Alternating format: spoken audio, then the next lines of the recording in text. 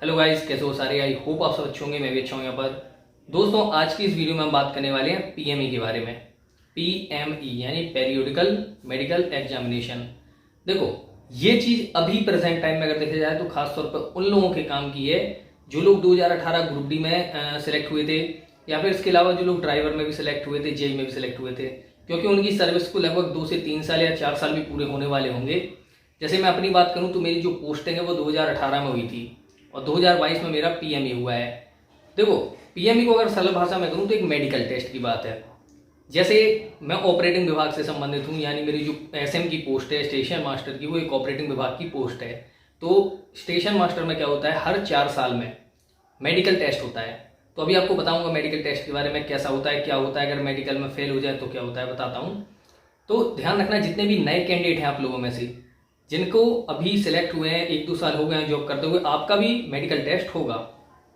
अब यहाँ पर एक चीज ध्यान रखिएगा, जैसे कई बार क्या होता है, जो इंजीनियरिंग स्टाफ के लोग होते हैं, इनका ऐसा होता है कि जो इनका पहला मेडिकल होता है, यानी कि जब ये इनिशियल में आते हैं, पोस्टिंग होती है, उस टाइम पे एक मेडिकल तो होता ही होता है, यानी ज्वाइनिंग से पहले। इसके बाद इनका पहला मेडिकल होता है 3 साल में, उसके बाद 4-4 साल में। हर डिवीजन के अलग अलग रूल होते हैं, कहीं पर 4-4 साल का ही गैप चलता है, कहीं पे पहले 3 साल कराते हैं, उसके बाद 4 साल। ऐसे जैसे जैसे सर्विस पूरी होती है और जब आप 45 साल की एज को पार कर जाते हो, उसके बाद आपका 4 साल ना होकर 3-3 साल में मेडिकल होने लगता है। तो ऐसे हर डिवीजन के अलग अलग रूल हैं, सब जगह एक सा नहीं है। हो सकता है आपके यहाँ कुछ और हो, मेरे यहाँ कुछ और हो, सबके यहाँ अलग अलग होते हैं। जो नए वाले लोग हैं जो अभी एग्जाम के लिए प्रिपेयर कर रहे हैं, वो भी ये मत सोचिएगा कि सिर्फ एक ही बार मेडिकल देना होता है, इसके बाद सर्विस में लग जाओ और या जन्नत वाली नौकरी करो। ऐसा कुछ नहीं होता है। जब 3 साल या 4 साल बाद मेडिकल होता है, अगर उसमें आप फेल हो जाते हैं तो उसका नुकसान भी होता है कई बार। तो सबसे पहले बात करते हैं मेडिकल की। नॉर्मल होता है आपका मेडिकल की, जैसे 4 साल आपको कंप्लीट हुए, मैं अपने ऐसे एग्जाम्पल लेके बता रहा हूँ, मेरे 4 साल कंप्लीट हुए। तो जहां मेरा हेड ऑफिस होगा, जहां मैं पोस्टेड हूँ, ठीक है, तो जो मेरा स्टेशन है वहां से मुझे लेटर बनता है मेडिकल के लिए, वो लेके मुझे जाना होता है मेरे डिविजनल हेडक्वार्टर। जैसे कि मेरा जो डिवीजन है, मेरी झांसी डिवीजन है, तो मैं झांसी डीआरएम जाऊंगा, वहां पर जो रेलवे हॉस्पिटल होगा वहां जाके मुझे अपना मेडिकल कराना पड़ेगा। अब वहां पर क्या होता है कि जैसे आप जब फर्स्ट टाइम पोस्टिंग से पहले अपनी मेडिकल कराते हो, आपको जो प्रोफार्मा मिलता है, सेम प्रोफार्मा आप फिर से मिलता है।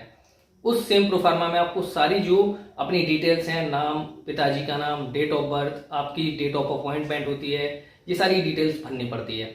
अब उसमें आपके वही टेस्ट होते हैं जो टेस्ट मैंने आप लोगों को मेडिकल की वीडियो में बता रखे हैं। जिन लोगों ने नहीं देखा है, मेडिकल वाली वीडियो की लिंक डिस्क्रिप्शन बॉक्स में दी है, वहां से देख सकते हो आप।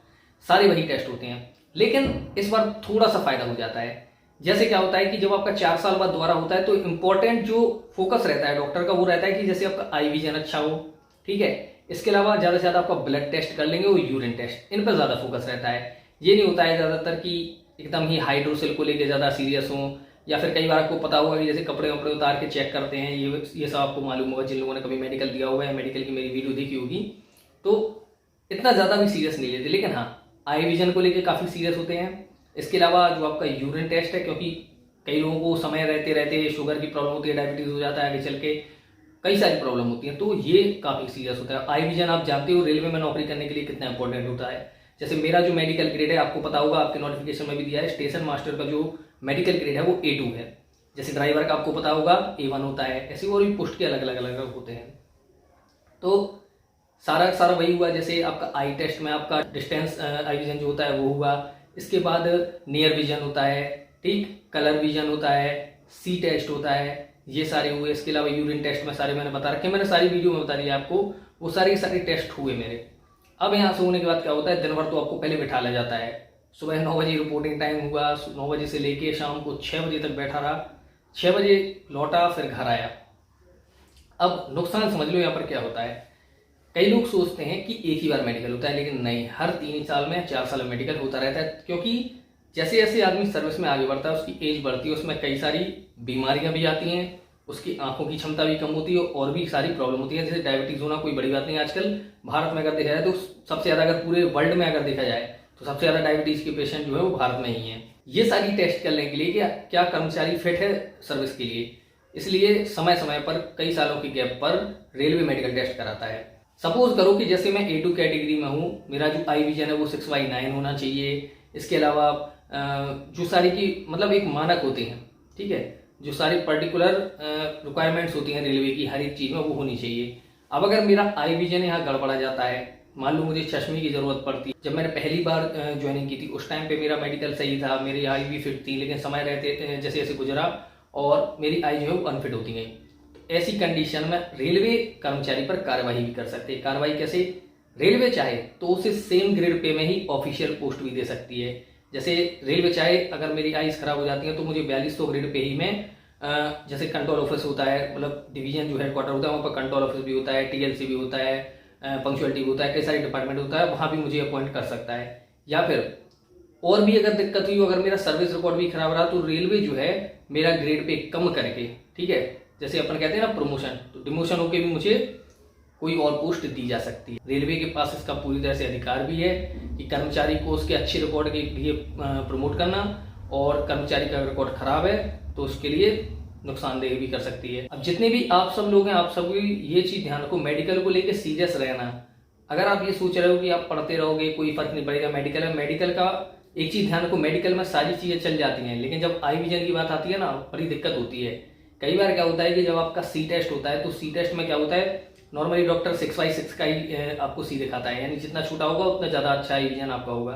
तो जब वो सी टेस्ट कराता है, जैसे सी का फेस ऐसा है, ठीक है, तो जो आपकी एक आंख बंद करके वो आपको ऐसे दिखाएगा, आपको देखना पड़ेगा। जैसे ये आंख बंद कर दी आपकी, ये इस आंख से दिखा रहा है। अब सडनली क्या होता है कि जैसे ही डॉक्टर आपकी इस आंख से हाथ हटा के इस पर रखेगा तो आपको एक सेकंड के लिए यहाँ पर हल्का सा ब्लर महसूस होगा। क्यों? क्योंकि कुछ देर वो आंख आपकी बंद रही।